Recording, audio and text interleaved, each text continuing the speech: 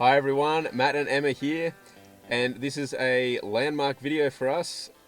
To the day, it is 6 months since we left Australia to go and live on the road. Yay!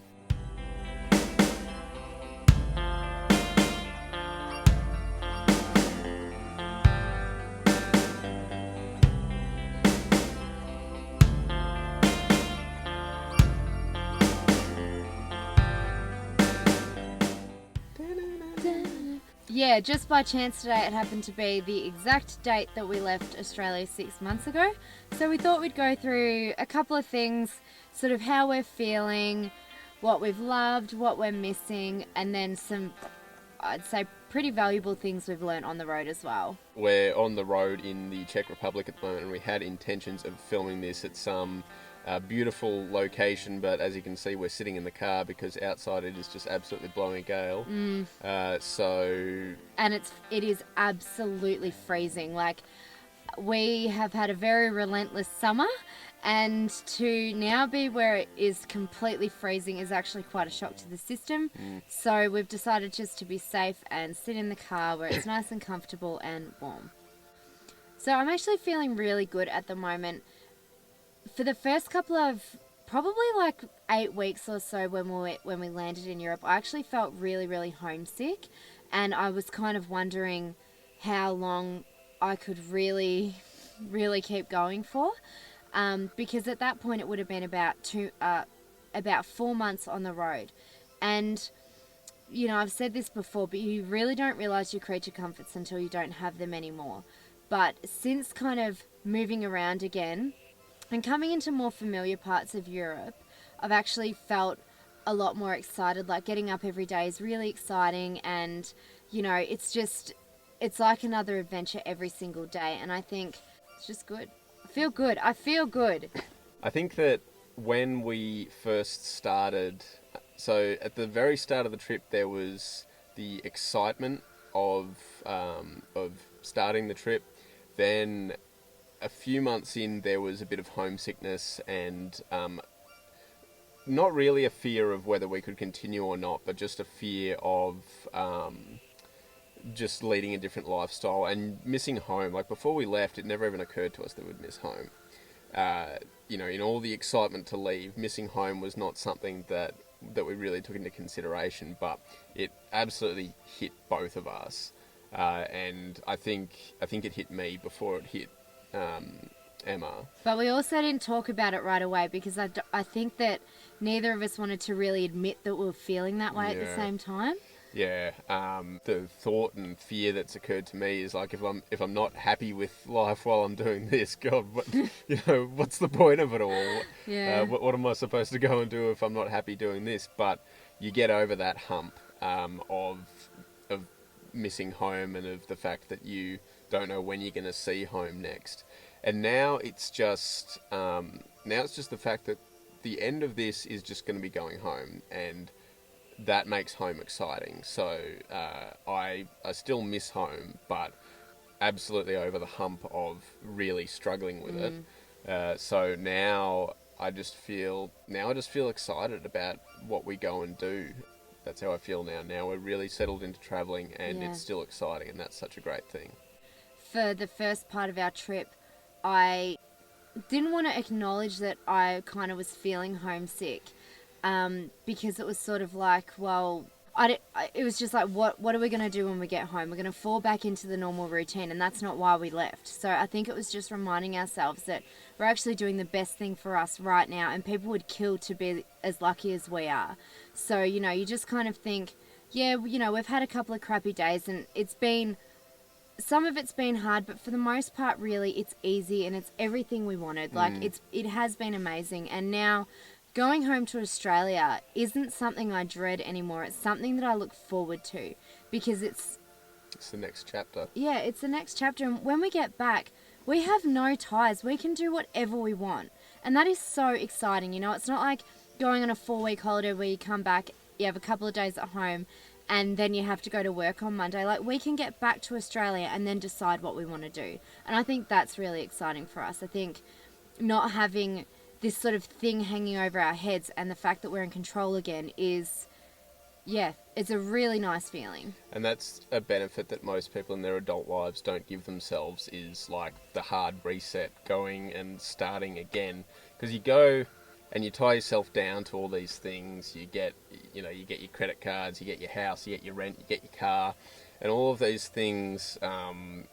It's just a big trap, because it seems like you're making your life better and everything's good, but your ability to, in my view, certainly the ability to break away from life and be completely free is what makes life good. I think the fact, like Emma said, the ability to go home and not be tied down is not something that we can take lightly, and it's not something that most people get. So yeah, if you ever get the opportunity to go full like Zen monk and get rid of all your possessions, do it, because it is enlightening. It's refreshing.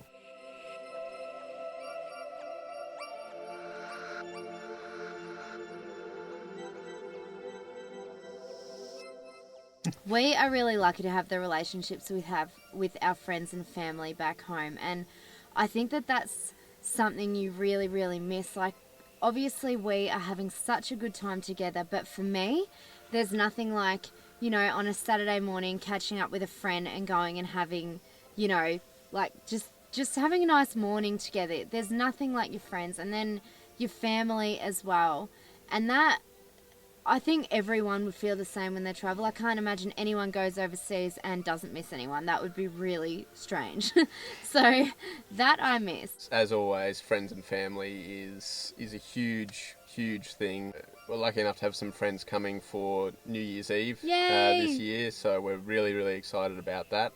That'll be great, and I cannot express how much we appreciate people coming this far to come and see us. Hello, you guys. Had the opportunity to have drinks with my brother a couple of times via Facebook messenger chat, so that you still maintain that sort of thing whether you're with the people or not.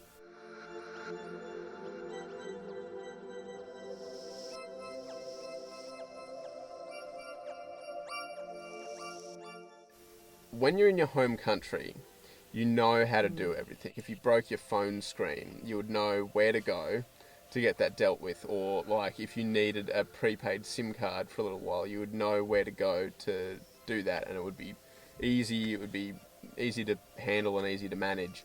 When you are in a completely foreign country, no matter how foreign it is, because America still falls under this heading as far as I'm concerned.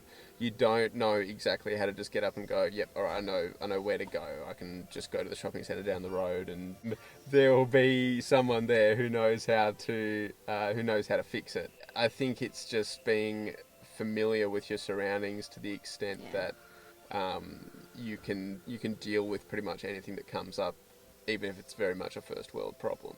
It's funny at the moment because I'm in such a good headspace. It's actually almost apart from my friends and family, it's almost hard to talk about what I miss, because talk to me a month ago and I was probably in a very, very different place. But like we said, you get over that hump and move on and just realize how exciting and amazing everything is. And you sort of miss what you thought you missed a little less. But definitely number one for us is friends and family, and then familiarity in some sense as well is a big one. Weirdly enough, when we were stopped in Hvar for a month, we were sort of looking forward to it because that was going to become a home. But it wasn't really. Like, at first it was great because it was like, oh, sweet, we've got all the time in the world here, and that was great. Having all the time in the world is excellent. But after a while, it was like, it's home, but it's not really home, because we still, you couldn't sort of it's still build, not your own things. Well, yeah, you couldn't build a little foundation of existence around it.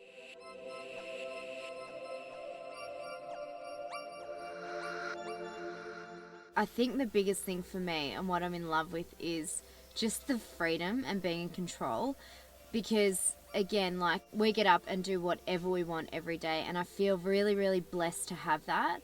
And I know we worked hard for it, But it's just taking a step back and realizing how lucky we actually are to be able to do this. So that is absolutely number one. Just the freedom is just, you can't top that. It's amazing. And then I think just seeing how other people live is really interesting, and just taking in everything that you see every day, you know, just like from the food to the shops, the people. It's amazing. You can't, where else, like, you have to travel to see this stuff. You can't just go down to Box Hill and experience everything. Well, you kind of can.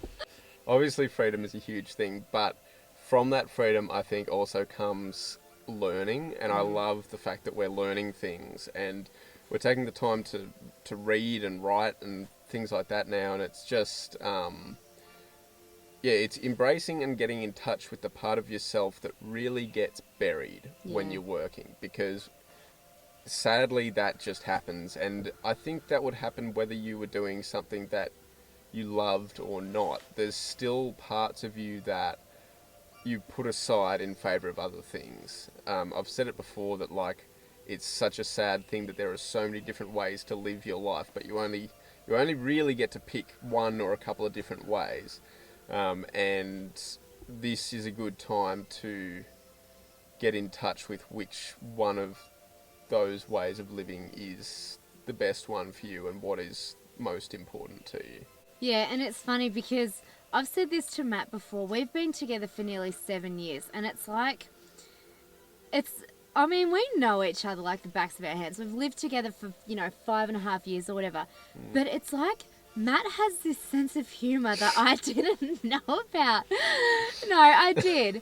But, like, I have to say, we laugh more than ever. We just spend days laughing and just being idiots. And I think that's so much fun that, like, obviously there was this weight on our shoulders that we really didn't even know about, and just to be able to laugh and just enjoy life every single day. I just think it's the such sad clown. I just think it's such a beautiful thing to be able to, like, truly just laugh. I just think that's so good for your soul, and just to just have fun. And even though, like, we had a really, really good life at home, like, we certainly weren't moping around or anything, but I just think that you forget how to you just forget how to have fun sometimes. And I think that for me, that's what I love about traveling together, is that we just have an amazing time. And people, like, before we went away, we had tons of people just saying, oh, we had friends that broke up while they did this, blah, blah, blah, blah, blah. And I don't know, you're with the wrong person then. Well, unfortunately, my sense of humour is the only thing that she didn't know about that she's discovered so far, so... What do you mean? Going back to Australia for us now is going to be really, really exciting. I think we both have a clear vision, not actually a clear vision, but just a clear mind to just kind of go in and be ready to take on anything new. I have made up my mind that I will not go back to full-time working. I think for me, even though I've never really had a bad job. I've always been really, really lucky, but maybe I'm just one of these people that just doesn't like working. It doesn't matter. I don't know if I'll ever be one of these people where you sort of say, like, oh, well, you'll love your job if you have your dream job, or whatever that saying is. I'm not one of those people. I just think I don't want to spend my life working. So when we get back, I'm going to try to find something that I do love to some extent, but I won't be bogging myself down in full-time work. And I think for me, just going back to the people we love, I want to make more time for people as well, because when you're working all the time, relationships get neglected, and all of my friends would know, how hard is it to have dinner with each other when you work all the time? You get home, you're buggered, you can't be bothered going to dinner, driving 40 minutes to see each other, things like that. And I don't want to do that again, honestly. I just want to have I don't necessarily want an easy life. I'm happy to work hard, but I don't want to bog myself down again. And that is a rule that we've made. Yeah, it's a big priority reshuffle. Yeah. Because it's really hard to figure out what's important in life when you are just living day to day working. when you're bogged down by money and everything like that, and money really becomes what controls your life for a long time. And you know, I've got lots of views on that, and there's you can either see money as a really negative thing or you can see it as a positive thing, and we try to see it as a positive thing, because money, rather than being the thing that bogs you down for your whole life, is actually the tool that lets you do whatever you want. It's the tool that lets you convert your skills into, you know, I don't know how to fly a plane, but we still managed to fly over here, because we could pay someone to do it. And the key difference would be to go back to life and be like, okay, we're not gonna tie ourselves down. That is a rule. We're not going to tie ourselves down. We are not going to go into anything without an exit strategy, without a plan of like, okay, how does this end? Because most people are just letting themselves be ruled by the money, and they're thinking like, okay, how will this end? I will turn 70 and I will retire. And that is like, yeah, it's a plan, but it's not a very good plan. It's a plan that is going to make you sell most of your life for far less than it's worth, and that's not to say that monetary value and life value are such different things. Like, that's true. Even if you're going to make $1 million a year for the rest of your life doing something you hate, it is just not worth it. You've got to have the chance to convert that money into what you love. Yeah. So how would we live when we get back? It would be minimalist. It would be controlled, but controlled by us. It would be everything we go into, we would know how to get out of. Yeah. And I think that's the difference. That there is more than one side to everything you see. The way that you have been told things are isn't necessarily the way that things are, and the way that you have been brought up to think of things isn't necessarily the way that things really are either. There's lots of opinions in the world. There's far more opinions than there are truths. Always keep your eyes and your mind open, I think, is one of the best lessons.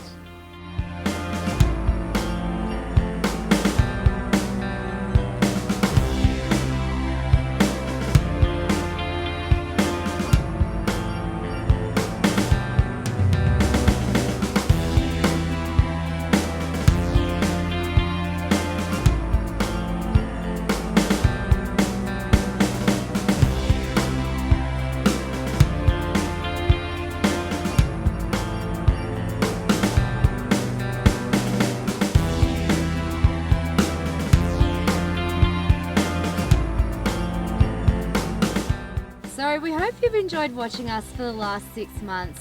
We would appreciate your support immensely just by clicking that little subscribe button, give us the thumbs up and leave a comment. Let us know what you think of this, and if you would ever plan to do something like this, or you have done this before, we'd really love to hear about it. And we just hope that you continue to watch our journey and come along on the ride with us. Yeah, thank you very much. We'll see you all when we get home. Thanks, bitches.